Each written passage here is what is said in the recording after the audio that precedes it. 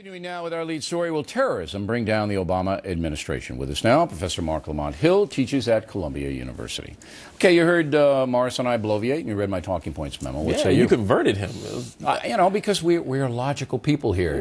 Hill, unlike you. You ran right over. It was like watching the Globetrotters. It was like watching the Globetrotters game. Come on. If you're not going to agree with me, you better have a powerful argument, because this is all about emotion. This is all about emotion. There are some issues that I think you're right about, and some of these issues you're way wrong about. First of all, his poll numbers aren't low because of his treatment of the war on terror. I would agree with that, but they're going to go down further if there's another attack, big time. Go ahead. Well, perhaps it depends on his response to it. I think over the last week he's gotten more and more intense. He's gotten more hawkish. He's gotten more stern. And you saw the numbers go up. You say it's because of Christmas or whatever, but I think it's because people like his response. Maybe. That's absolutely the case. But they don't like the fact that the underwear bombers in civilian court in Detroit. All the polls show that. I don't think people really deep down. Well, then you're rejecting the scientific information, and you as a professor should be ashamed. No. People, I think people are reactionary, and at the moment may say, you know what? I want him waterboarded. I want him getting a military court, or even a kangaroo court. They may want that right now, but in the long term, a big chunk of the American people will appreciate the civilian court process.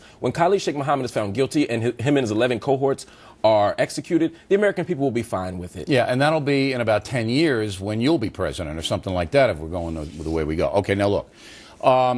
Do you think President Obama has been tough enough on al-Qaeda? Because al-Qaeda has momentum now. There's no doubt they do.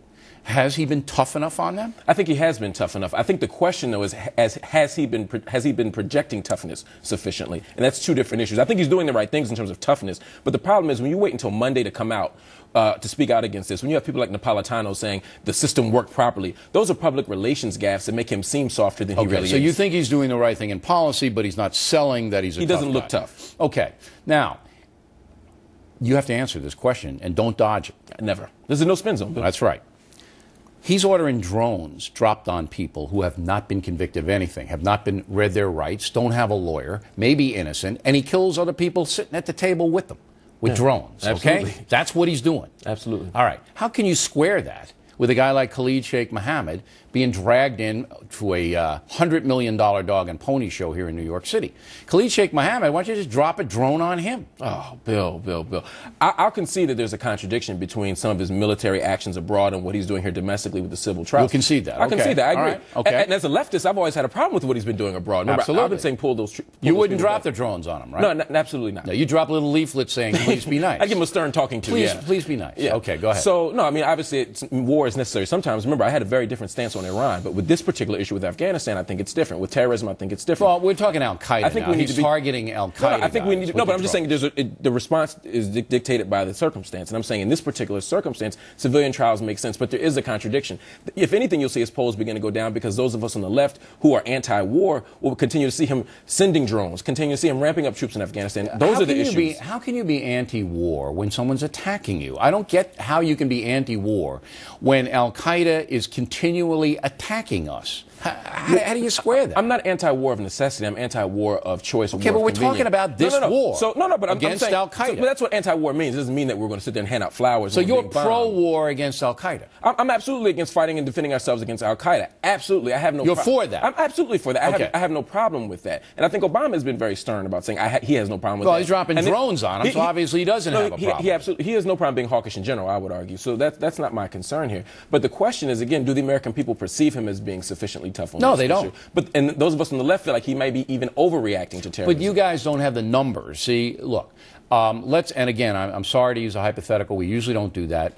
But we are basing it on facts. Al-Qaeda knows it has an advantage now. It knows it has disrupted worldwide commerce because of this underwear god. Bill. Well, it is an advantage. It's a victory. You think that Al-Qaeda has an advantage on the United States government and military right now? Is that what you're saying? I think Al-Qaeda has an advantage because this stupid thing, where this guy couldn't ignite the little bomb in his underpants, has caused massive disruption of commerce all over the world. That's a victory for Al-Qaeda. They have a victory. They're emboldened. They have some momentum, but they do not have an advantage on the United States military. As a patriot, I just can't say that. They have an advantage in the sense that our massive bureaucracy is now responsible in capturing every underwear guy in the world, and it's impossible. And I think we're capable. It's impossible. But I think we're not capable. Nobody could do it. But we are capable of protecting our own shores. I think we can do that. Even with the underwear guy, it wasn't a failure. The point of the matter is that these guys are sitting there in Pakistan and Yemen going, we got to do this again, and we got to do it fast. Absolutely. Oh, you agree with that? That's the war strategy. Absolutely. All right. So say they do it again. And are successful. Obama's done. He's not done, but he has a severe challenge. If we learn anything in politics, that people have 9 lives. He can absolutely recover from it, but it will be a major hit if he does not respond appropriately. He has to be more. What is he going to do? He has to be more hawkish than George Bush was on 9/12 if that happens. If we get hit again and there is blood in the street in this country, he will not be elected again in 2012. You can't I guarantee it. I can look. Bush was elected twice because of his response to 9/11. That's why.